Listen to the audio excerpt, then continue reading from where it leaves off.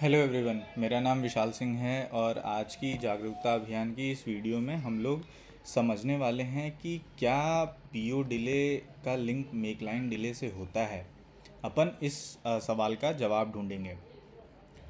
तो जैसा कि अपन पिछले कई महीनों से लाइव ड्रिलिंग पे काम कर रहे हैं कि लेट ऑर्डर्स अगर किसी ऑर्डर में होता है तो उस पर लाइव आपके एसओएम सर लोग बैठ के समझते हैं कि क्यों डिले हुआ, क्या समस्या हुई। किसी दिन अगर कोई आउटलेट फट जाता है तो उसका पूरा पूरा वो लोग अंडरस्टैंडिंग बिल्ड करते हैं। तो ये पूरे एक्टिविटी से अपने को ये तो बहुत क्लियर समझ में आया है कि अगर कहीं किसी आउटलेट पे पीआरपी सही से हो गई, जो रस की प्लानिंग होती है अगर वो पहले ऑन टाइम हो गई, तो उन आउटलेट्स पे make line delay under control होता है। और वो जाहिर सी भी बात है कि अगर किसी आउटलेट पे पीओ डिले वगैरह हो रहा है, पीओज ऑन टाइम नहीं बन रहे हैं, तो जनरली फिर क्या होगा कि वो पीओ रस आवर्स में बनेंगे। और रस आवर में बनेंगे तो जनरली एक सिर्फ क्या होता है, वो ऑक्यूपाई हो गया पीओ बनाने में, जो सिर्फ लगना चाहिए था मेक लाइन पे ऑर्डर बनाने में। तो उससे क्या होता है, सिर्फ की शॉर्टेज मेक लाइन पे दिखने लगती है और फाइनली मेक लाइन डिले होता है। तो ये तो क्लियर अपने को समझ में आ रहा है कि भाई पीओ में अगर डिले होता है, पीआरपी टाइम से नहीं होती है, तो उस स्टोर में मेक लाइन पक्के से ही डिले होगा ही होगा। उसके बाद मैं बात करूं कि भाई ऑन टाइम पीआरपी का क्या मतलब होता है, कि जो मैं बोल रहा हूं कि भाई पीआरपी टाइम से हो जानी चाहिए, उसका क्या मतलब होता है। तो उसमें सबसे कुछ कुछ बेसिक स्टेप्स होते हैं जिसको ध्यान देना होता है। सबसे पहला बात ये होता है कि भाई अपने जो भी शिफ्ट्स हैं मॉर्निंग में या फिर स्नैक्स सेशन में, जब ब्रेक शिफ्ट पे जाते हैं लोग, उसके बाद जब आने का टाइम होता है तो वो सिर्फ ऑन टाइम आ जाने चाहिए। अगर वहाँ पर कोई सिर्फ लापरवाही करता है, लेट या वेरी लेट होता है या फिर कोई अनअप्रूव्ड एब्सेंट मार देता है, तो उस चक्कर में क्या होता है, पूरे दिन की प्लानिंग बर्बाद हो जाती है। तो इस चीज़ का खास करके ध्यान सिर्फ भाइयों को भी रखना चाहिए। और आउटलेट के सीईओ की तो ये पूरी जिम्मेदारी ही है कि उसके कौन से सिर्फ आने वाले हैं। अगर कोई सिर्फ नहीं आने वाला है तो उसकी पहले से प्लानिंग करके रखे, उसको पता हो। तो ये अपने को पूरा करके रखना है कि भाई सारे सिर्फ टाइम से ड्यूटी आउट आ जाएं आउटलेट पे। उसके बाद सभी शेफ़ को उनका अलग अलग काम पता होना चाहिए कि भाई हाँ, ये शेफ़ है वो बॉक्स में एक लाइन देखेगा, ये शेफ़ है मोजो में एक लाइन देखेगा, ये बंदा है ये पराठा बनाएगा, या फिर ये लड़का है अगर रस टाइम में मान लो एक दो पीओज पता रहता है कि आएगा, तो ये बंदा है वो जाके पीओज बना देगा। तो सबको काम अलग अलग असाइन होना रहेगा।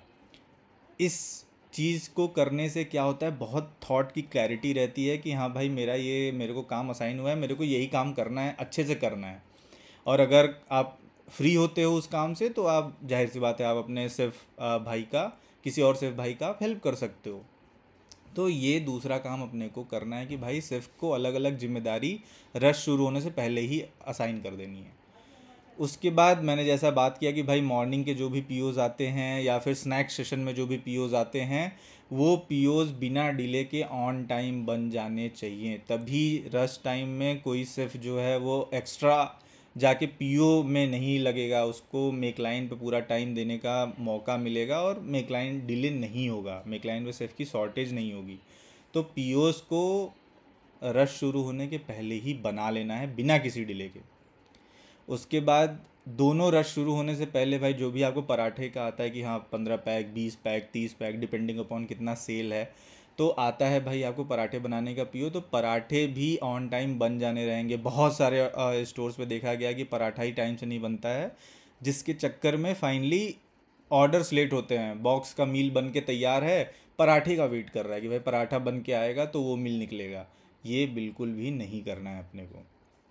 लास्टली आउटलेट का सेटअप, क्लीनिंग, ये सब कुछ पहले से हो जाना चाहिए। सेटअप अच्छे से हो जाता है आउटलेट का तो भाई मेक लाइन पे काम करने में अलग उत्साह रहती है। और सेटअप नहीं हुआ है, सब सामान फैला हुआ है, क्लीनिंग अच्छी नहीं हुई है, तो भाई कचड़ा अगर मचा के रखेंगे तो उस आउटलेट पे काम करने में भी अच्छा नहीं लगता है। और फाइनली हाइजीन स्टेक पे होती है। अपने को हाइजीन तो आउटलेट का बिल्कुल भी हाइजीन के साथ मजाक नहीं करना है। तो ये सारी चीज़ों का ध्यान रखना होता है। और इन सारी चीज़ों में यार फाइनली अपने को टारगेट क्या करना है कि जो अपना मेक लाइन डिले और पीओ डिले है, जो अभी बहुत सारे स्टोर से बहुत ज़्यादा हो रखा है, तो सबसे पहले फर्स्ट स्टेप में क्या करना है कि भाई उसको 15% से कम करना है। उसके बाद दूसरे स्टेप में थोड़ा और फाइट मार के उसको अपन 10% से कम लाएंगे। अपना फाइनल टारगेट तो है कि अपने को मेक लाइन डिले और पीओ डिले 10% से अंदर रखना है। तो इस पूरे वीडियो से ये अपने को समझ में आया, इसका सार यही निकला कि भाई हाँ, पीओ डिले डायरेक्टली लिंक होता है मेक लाइन डिले से। अगर कहीं पे पीओज वगैरह टाइम से नहीं बने, पीआरपी अच्छे से नहीं हुई, तो मेक लाइन डिले वहाँ पर होगा ही होगा।